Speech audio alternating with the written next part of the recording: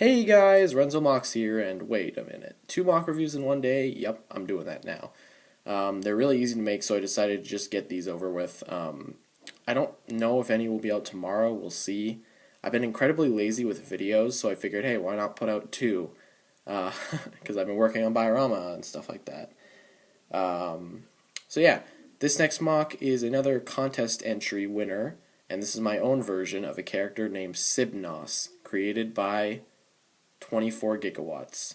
Alright, let's get into the review. So the first major thing I'd like to mention before anything else is Sibnos is a freaking tall boy.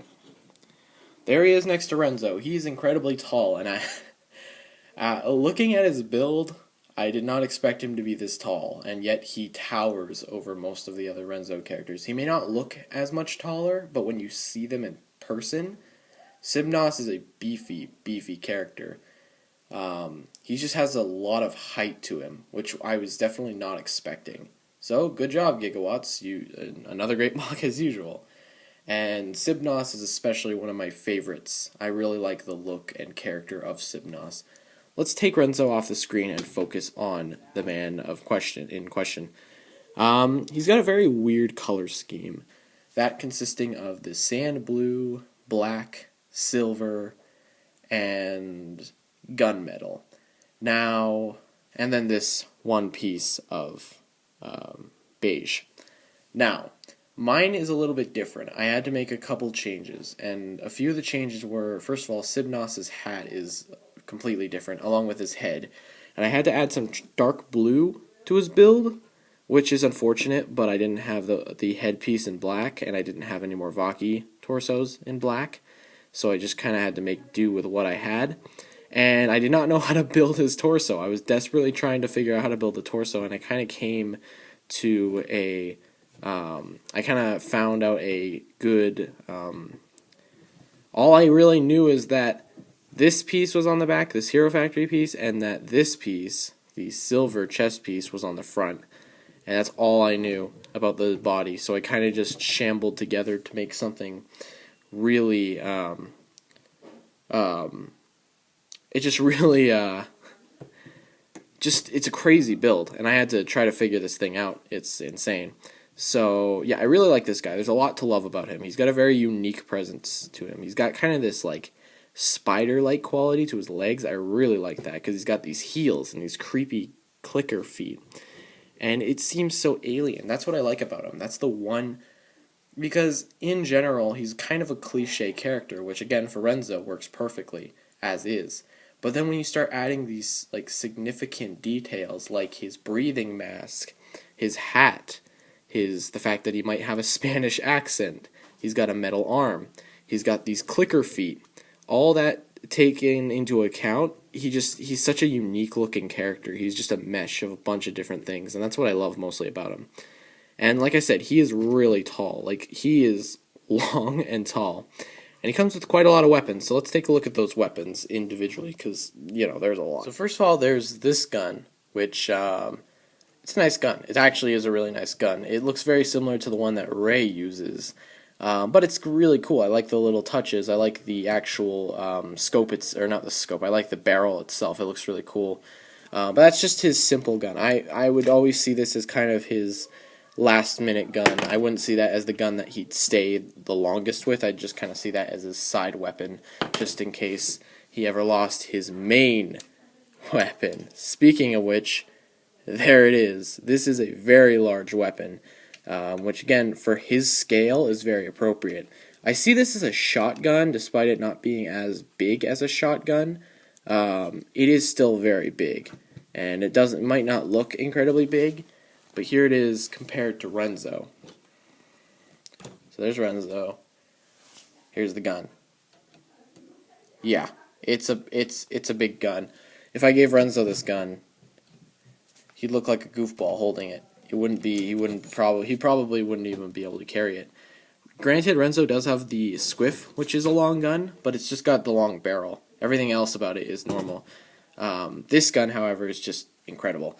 So I kind of did my own version of this, and regardless if that's a good thing, I don't even know what's going on there, honestly.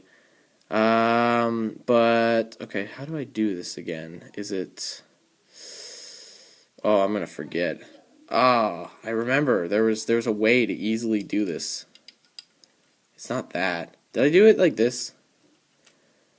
I might have just done it like that. I think there was a better way that I did it though. And just him holding that looks really cool. He just got this like, look at him. He looks like he would whip that out and just be like, or something. It's great. He's definitely going to use this gun the most in Renzo. That is freaking cool. And I know I've been talking about this gun so long, but it's a great gun. And I'm not even sure if I did that right. So, and it just easily attaches to the side. Like storage is very easy on this guy. You know, his hand's kind of a mess right now because he's got axles hanging out. But that's just, that's just something that that's just something you kind of have to deal with. Then there's this blade, which mine's a little wrong. Sorry, I kind of had to use that Ninjago piece, which looks stupid. Again, I kind of messed my hand up here, so I'll see how I can work this, but the blade would stick into his hand like that, and it would look pretty cool. And let's just kind of put the hand in there as reference. Okay, that looks pretty cool. I like that. Definitely not the weapon he's going to use the most. I think the shotgun is going to be his most used weapon. But this can just store super easily on his back. No problems. He's got kind of a tail thing here. If you look, that armor piece right there looks like a tail from the other side because it kind of hangs off. So he looks like he could be very insectoid. I imagine this guy being more insectoid than anything else. He's got this metal arm, which, that's cool. Metal arm. He's got this gas mask, which looks incredibly cool. You just use the Vaki head, and he kind of made his own little Technic thing going on there. And it looks really cool. It looks incredibly detailed and well done. I also like the use of pretty much everything. There's a nice ammo pack around here. Whoa, I don't know what that was. Sorry about that, guys. Scared me. But there's this, which I love. This little...